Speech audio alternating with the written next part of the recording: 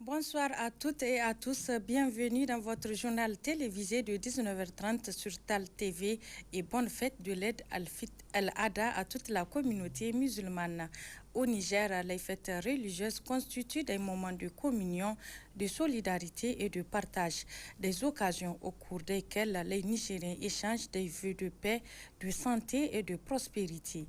Mais derrière ces prières et ces bénédictions s'expriment également les attentes d'un peuple qui aspire à un avenir meilleur et à un Niger davantage tourné vers la paix, la sécurité, le développement. Abdelaziz Issaka. Au Niger, les fêtes religieuses sont des moments de joie, de partage et de solidarité. Elles sont aussi, par tradition, d'importants moments de vœux. On prie les uns pour les autres, on se souhaite le bonheur et on espère des lendemains meilleurs. Et derrière chaque prière et chaque vœu formulé se cachent les attentes réelles de tout un peuple. Oui, quand un citoyen souhaite la paix, il pense à la sécurité dans son quartier, dans son village et sur l'ensemble du territoire national. Quand il souhaite la santé, il espère pouvoir se soigner facilement, trouver des médicaments et être bien pris en charge dans les centres de santé. Et quand il parle de prospérité, il pense au travail, à de meilleures conditions de vie et à un avenir meilleur pour les jeunes. Ainsi, même sans le dire clairement, ces vœux interpellent aussi ceux qui ont la responsabilité de diriger et d'agir, les autorités et les différents responsables publics. Mais il faut aussi se le dire, construire le pays ne dépend pas seulement des dirigeants. Chaque Nigérien a un rôle à jouer à travers son travail, son comportement et son engagement au quotidien. En cette période de fête, il ne s'agit donc pas seulement de se souhaiter du bien, il s'agit aussi de transformer ses vœux en actions concrètes. Car le Niger auquel aspirent les citoyens ne se construira ni par les mots seuls, ni par les prières seules, mais par l'engagement de tous. C'est le message que TAL TV adresse aux Nigériens en cette fête. Garder espoir, agir chacun à son niveau et continuer à croire en la capacité du Niger à construire un avenir meilleur. Bonne fête à tous. Lorsqu'un couple se sépare, ce ne sont pas seulement deux personnes qui prennent des chemins différents. Très souvent, les enfants deviennent les premiers témoins et parfois les premières victimes silencieuses de cette rupture. Quel impact le divorce laisse-t-il sur leur équilibre émotionnel, scolaire et social? Réponse avec Zahraddin Ali et Moubarak Murtala. Le plus souvent dans la vie familiale, l'impact du divorce sur les enfants est bien documenté. La plupart des enfants réagissent au divorce de leurs parents en manifestant des émotions douloureuses, dont la tristesse, la confusion, la peur de l'abandon, la culpabilité, la colère, les idées fausses et l'inquiétude. Lorsqu'on est dans un cas de divorce, forcément il y a cette rupture. Donc le cadre idéal d'épanouissement de cet enfant-là est en rupture et en déséquilibre. Parce qu'il sera soit du côté de la mère ou du côté du père. Du coup, il ne va pas bénéficier de l'apport de deux éléments. Or, vous le savez très bien, toute éducation a besoin de la présence de la mère qui transmet le plus souvent les bonnes manières, les bonnes pratiques et de l'autre côté, l'exigence du père qui est là pour cadrer les choses lorsque l'enfant est sur le point de dévier ou est sur le point de dépasser les limites. Donc, du coup, le premier impact, véritablement, c'est l'impact au niveau de l'éducation de l'enfant. S'ils sont au niveau du père, c'est une autre marâtre qui va les gérer. Donc là, vous allez trouver les enfants d'une manière psychologique, d'une manière sociale. Ils sont toujours silencieux, recroquevillés sur eux-mêmes parce qu'ils ne sont plus à l'aise. Lorsqu'ils sont avec la maman, eh bien, le plus souvent, elle va se marier, ils vont avoir un autre papa qui n'est pas le leur, d'autres frères qui ne sont pas le leur, de conditions en tout cas d'existence qui vont finir par impacter malheureusement sur leur vie, par les amener à être des éléments, des individus qui sont toujours retranchés, recroquevillés sur eux-mêmes, qui s'interrogent sur leur devenir. Donc c'est ces interrogations-là qui vont finir par impacter la vie de l'enfant. Et il y a quelque chose qu'on ne doit pas oublier. L'enfant, le plus souvent, lorsqu'il sera adulte, il ne va que transmettre ce qu'il a reçu au niveau du bas âge. Au niveau du bas âge, il a eu de la frustration, il a eu de la violence, il a été victime de violence, il a été victime de situations de délaissement. Je vous assure, il ne peut pas transmettre l'affection lorsqu'il sera grand. Je vous assure, il va traîner des situations qui vont impacter sa vie et qui vont impacter son environnement. Notez que le divorce parental crée aux enfants des risques significatifs, mais plusieurs facteurs peuvent réduire ces risques et promouvoir la résilience. Maux de ventre, vomissements, diarrhée, l'intoxication alimentaire continue de toucher de nombreuses personnes, parfois à cause de simples négligences dans la conservation ou la consommation des aliments. Comment prévenir à ce danger souvent sous-estimé? Focus dans ce reportage. L'intoxication alimentaire se présente à travers des signes et des symptômes qu'une personne ou plusieurs autres personnes présentent suite à l'ingestion de bactéries, de parasites ou des produits chimiques. Les causes de cette intoxication sont multiples selon ces spécialistes. L'intoxication alimentaire, c'est un groupe de maladies qui sont causées par une ingestion à travers des aliments qui sont contaminés par soit des agents bactériens ou infectieux, des parasites ou bien des toxines. Le cause, tantôt quand j'avais dit, c'est le fait de consommer ou bien d'avoir ingéré un aliment qui est contaminé. Et la plupart du temps, des fois, ce sont les toxines qui sont à la base.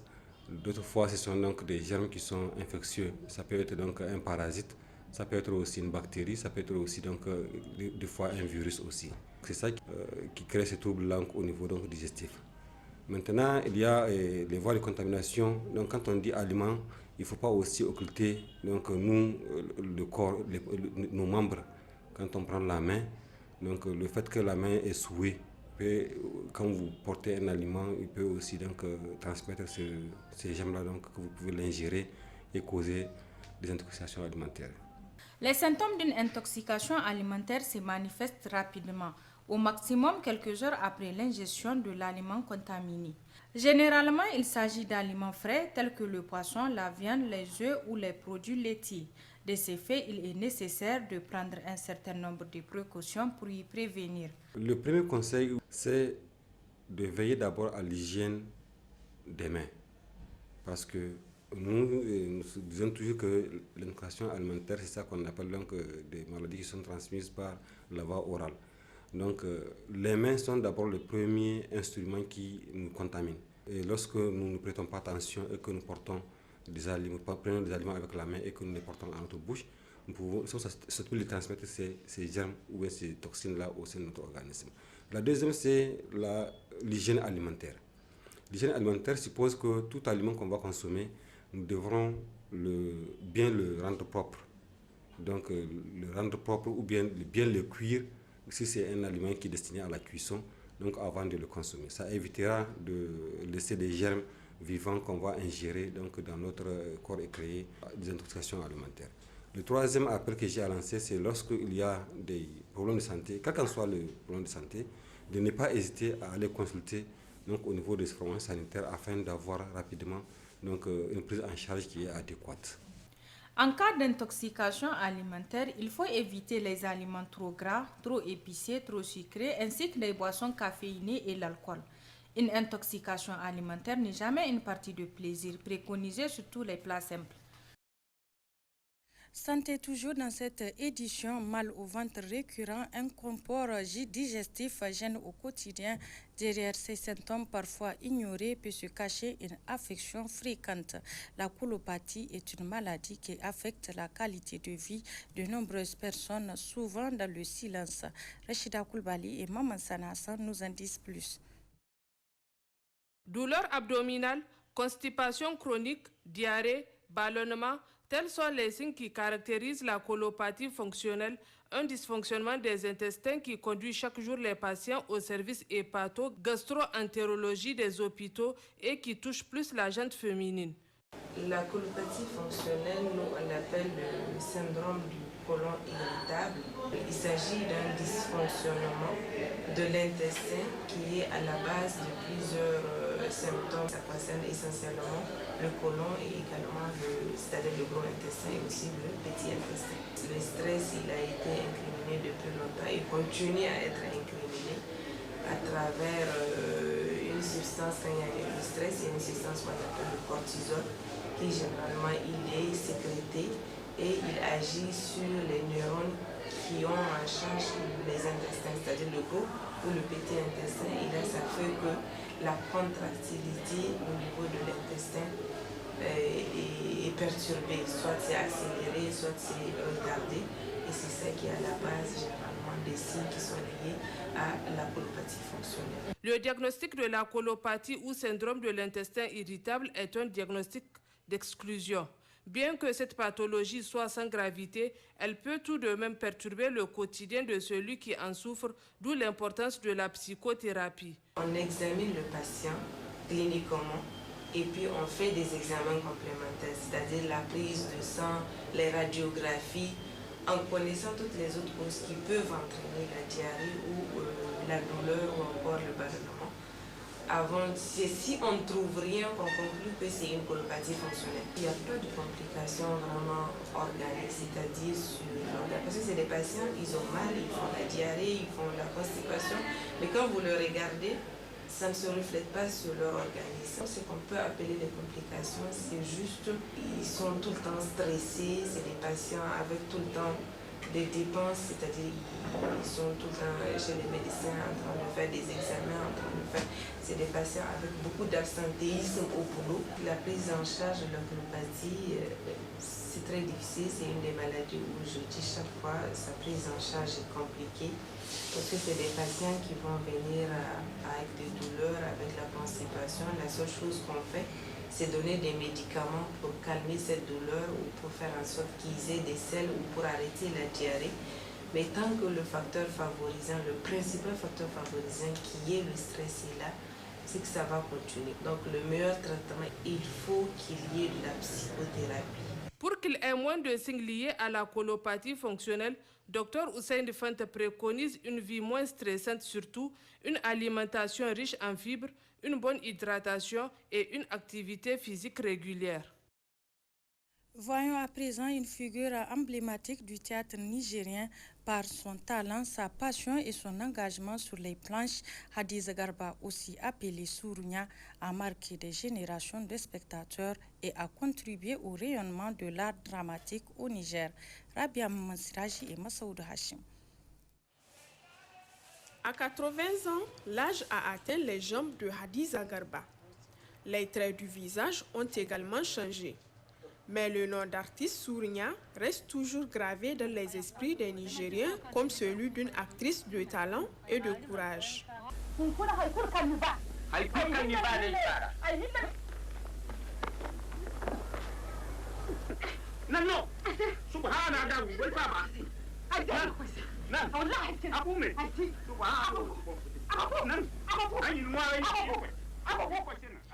Figure emblématique du théâtre nigérien, Sourounia est l'un des personnages les plus captivants et les plus impressionnants de ce métier. Elle a largement contribué au rayonnement du théâtre nigérien aux côtés d'autres acteurs comme Madame Dama, Chef Koutkoli et Debenya.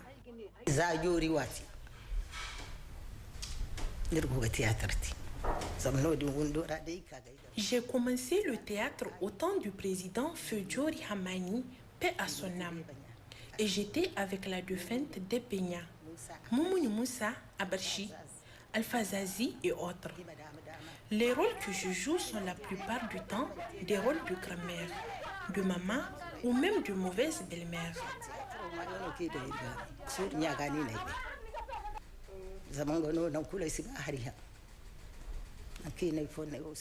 Parmi les théâtres que nous avons réalisés, celui qui m'a marqué le plus, c'est celui de Sourounia, un théâtre sur la vie des jeunes femmes confrontées à des méchants beaux-pères ou des méchantes belles-mères. C'est ce théâtre qui m'a fait connaître de partout.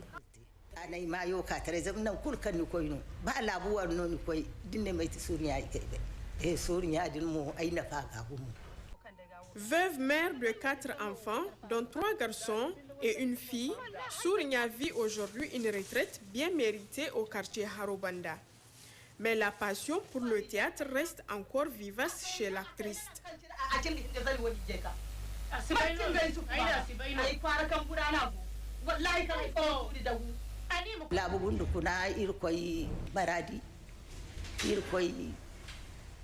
Au Niger, j'ai eu la chance de visiter plusieurs régions grâce au théâtre.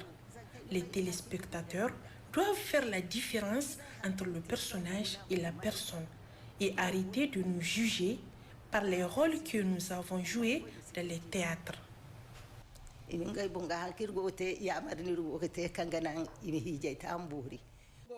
Femme de caractère, modèle de persévérance, symbole de compétence, Sourinia Hadiza Garba est une source d'inspiration pour la jeune génération d'actrices.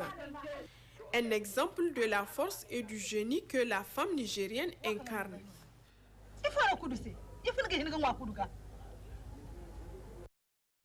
Et pour clore ce journal, l'actualité internationale de ce soir nous amène en Turquie, en République démocratique du Congo, mais également en Cambodge, où des ressortissants africains sont sommés de quitter le pays avant le 31 mai 2026. La sélection est commentée par Rachida Koulbali.